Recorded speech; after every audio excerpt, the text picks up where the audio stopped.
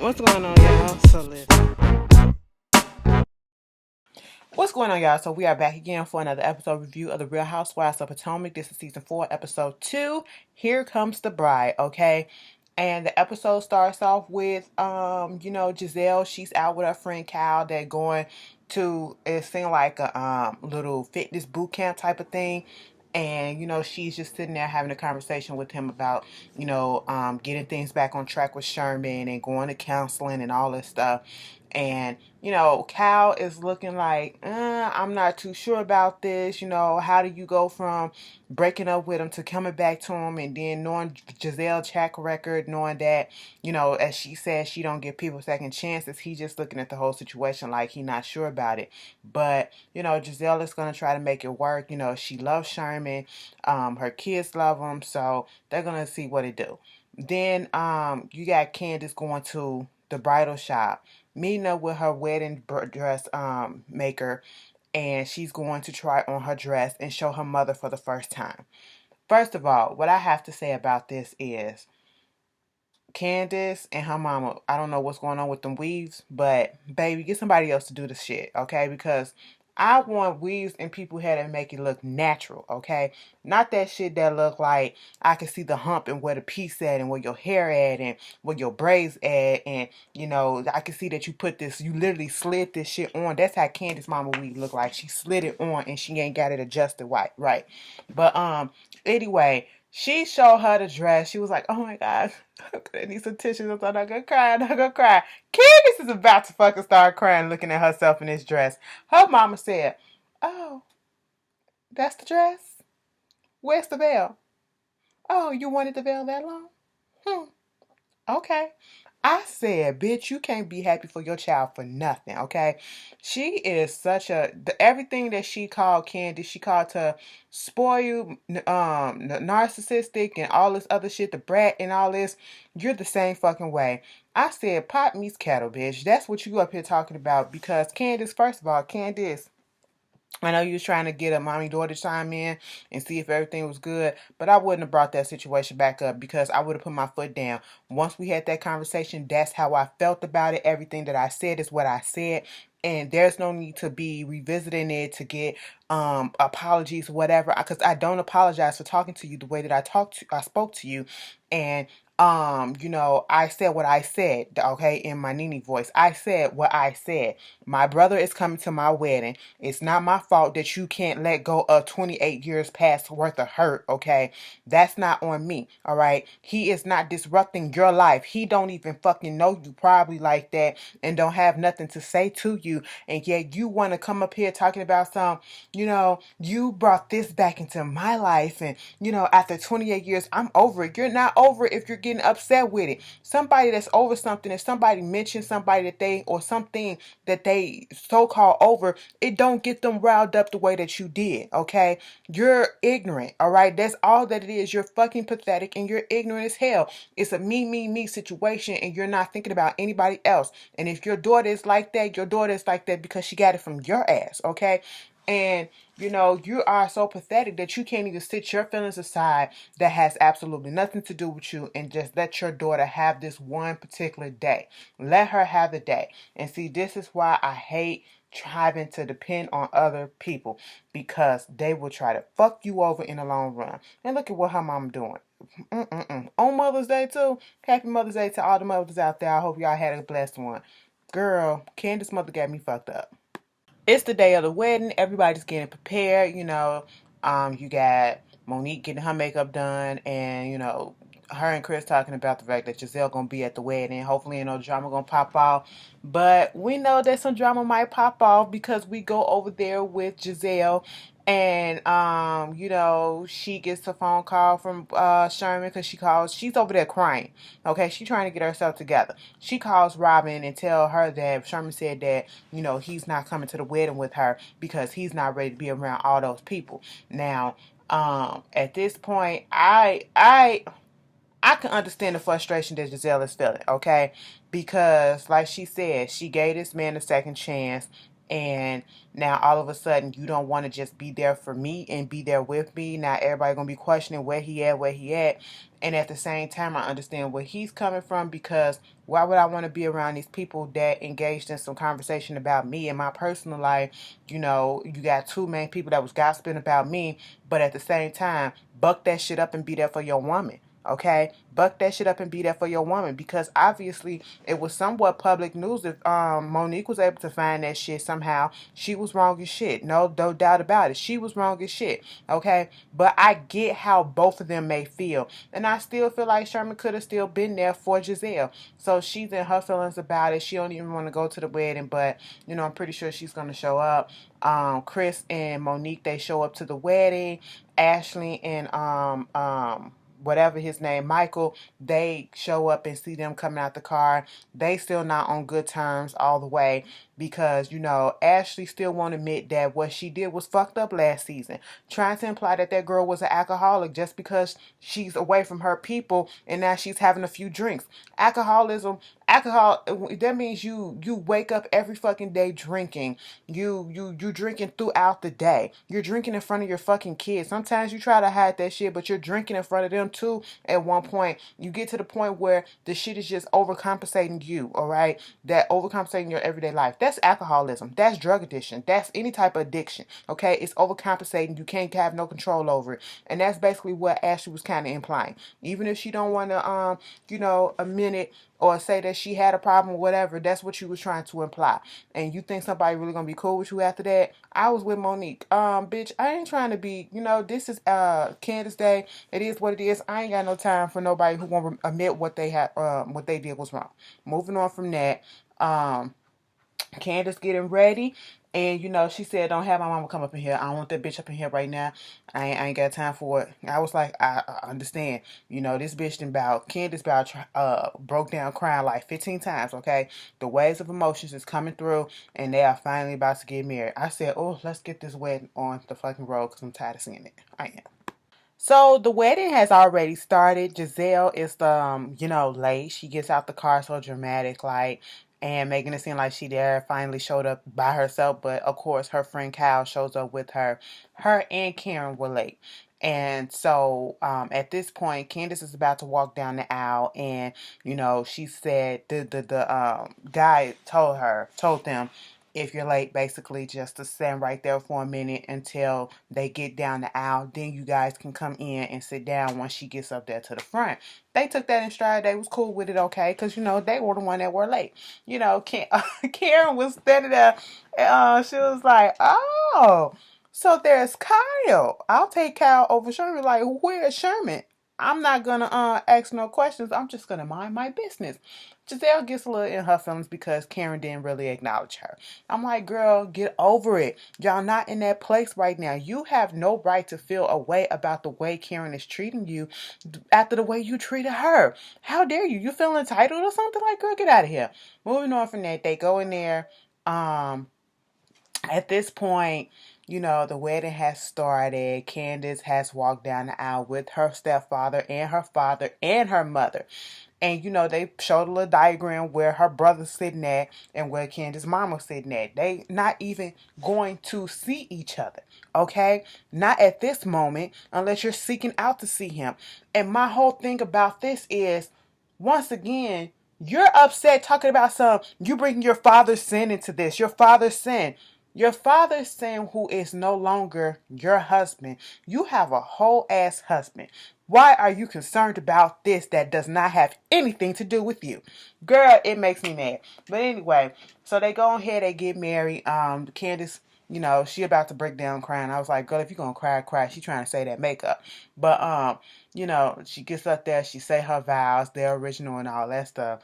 Then Giselle and Karen they sitting down there, and Giselle brought it to our attention because I was like, did he just say I just can't stand the rain? I said, no, did she? Boys and Men? Which one? Wait a minute. What's going on? Jodeci up in this bitch? Jagged Edge? Let's get married. I was like, hold up. Giselle said this motherfucker took his vows and took basically the song titles of black R&B songs and put them in his vows. I said, yes, he fucking did. I don't know if he did it as a joke. I mean, they did laugh or whatever, but it was a little cute. It was a little corny. It was a little whatever. But they eventually got married and, just on to the reception. The wedding is cute. It's over it. It's done. They're getting ready to go to the reception hall. Everybody's out there waiting. You know, Robin and Juan missed the whole fucking ceremony, late asses. Um, Juan said, bitch, I ain't even gonna pretend that I seen the whole thing. He was over there talking to the men, you know, and they was talking about how Chris was calling out Michael and saying Michael don't fuck with, well, Ray don't fuck with Michael because Michael was over there picking on him. And no, it's not me defending Ray. It's just that, you know, it's guy code and all that shit. Y'all jumping into fights. He was like, hell no. Me and Juan was on the same page, bitch. I am not fucking getting in none of y'all business, okay? They asking should the girls talk to each other and all this shit. Juan said, let me exit this conversation, okay? I'm gonna go over here. That's what's going on. You know, Karen was over there talking about the wedding to I think Monique or somebody, and you know how she was sitting over there next to, they had to sit next to each other, her and Giselle. She thought Sherman was gonna be there. You know, Ashley trying to, you know, try to take some talking to Giselle too, and you know, she and her feelings about the whole thing with Sherman and all that stuff. It gave me such a Nene feel when Nene was at Eva's wedding, and it's like, let me be the attention right now. Let me be crying. Let me put out my emotions or whatever. Sometimes you can't help it. I know it was fresh, but it just gave me that put the attention on me type of feel. But what we got out of this whole thing is, you know, Candace says she gonna do something for Chris. Okay, they go look at the reception hall. Everybody's waiting to go in. It's cute or whatever. It's what she wanted. And then Monique sees Candace. No, Monique sees Giselle. They're all talking, and then Giselle, you know, Monique say, "Hey, Giselle, whatever," and she was like, "Oh, so you're not being a hater?" I said, "This ain't the time nor the place. I don't give a fuck if you're joking or whatever. It's not the time nor the place. Okay, don't do that." And so at this point, you know, what made me mad and upset about this, I get it that you're frustrated that, you know, Sherman flaked on you, but I feel like Giselle about to put too much on it. Okay. Monique is coming to you as a grown ass woman to admit her flaws and her faults, okay? And her flaws and her faults are she brought up that man's information that did not need to be brought up to hurt your ass, but unintentionally hurt him at the same time, okay? And here's the thing. Here is the thing. Like I said last week, you wanted to do something, Monique, to hurt Giselle. You bring up her issues. You don't bring up another person that is an innocent bystander in all of this, okay? And so, therefore, Monique was correct when she was talking to Giselle when she said, I needed to apologize to both of you guys, okay? Because I hurt both of you guys. And that is exactly right. You hurt both of them, okay? In the same breath, Giselle like, no, you don't need to talk to him. You don't need to talk to him. You did this. You need to direct that to me. She was like, damn, bitch, I'm trying to get there. Okay, Monique is better than me because at that moment in time, it would have been like, fuck it, bitch. I apologize. And if you don't like it, it is what it is. Moving on from that. Okay, go ahead. Now, if Sherman wasn't involved, I wouldn't apologize for shit because, bitch, if I don't like you and you get hurt in the process, you just get hurt in the process, bitch. And if the same thing happened to me, I don't expect you to apologize either. Okay, we don't fuck with each other. But at this point in time, Monique knew she was wrong, and she knew that both of them were deserving of apology, and she was trying to put her big girl panties on, and once again, Giselle trying to start a conversation. No, let her do what she needs to do, okay? So that you won't say that she didn't apologize. She's trying to. Shut the fuck up and let her. So while Giselle saying all this stuff to Monique, and then she was like, you wouldn't like it if I said something about Big Boy. I was like, well, you ain't have to say that, but you know, tick for tat, touche, you know, do what you gotta do. Chris came over there and was like, Monique, you good? Let's go. And she was like, we talking, let's give us a minute or whatever. Listen, Chris said, no, this is my wife. I said, oh, that did something to me. Yes. You know, I said, your wife can defend herself, but he said, bitch, she carrying my baby right about now, and what you ain't finna do is get my baby fucked up. Okay, that's what you not finna do. I was like, all right, Chris, you know, that was cute.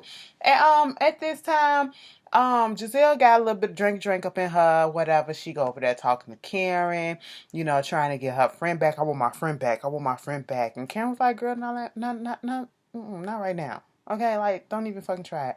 Then, you know, Wine kills me every time he try to give somebody advice when he can't even fix his own relationship about what it is that they need to do. Talking about it's your fault, like, you didn't give him due diligence. Talking to Giselle about this whole sermon situation, and, you know, you didn't give him due diligence, and, you didn't communicate to him why he was so hesitant. Were they going to counseling? Well, obviously he ain't saying something in counseling or whatever for him to be doing this or whatever. Giselle said, I'm over it. As soon as that phone call came through, she was over and done with him, okay?